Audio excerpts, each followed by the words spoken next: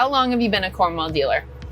Going on 3 months. And what did you do before you became a Cornwell dealer? Automotive technician. And what made you decide to change careers? Got tired of beating myself up and working for somebody who takes advantage of you and didn't really care about your well-being or anything like that. 3 years ago, I was going to do it, and then somebody talked me out of it. And ever since that day, I've been beating myself up for it. So when the time came and there was actually another route open, I actually jumped on it pretty fast.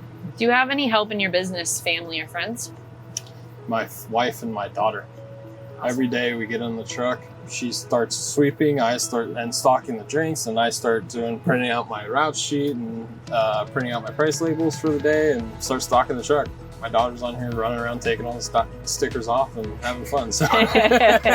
What is the most rewarding part of being a Cornwell dealer? Being able to see the smiles on people's faces every day that you're beating prices, you're here every week, you're reliable. It's probably the best thing. I just show up and provide a really good service, better than most people do.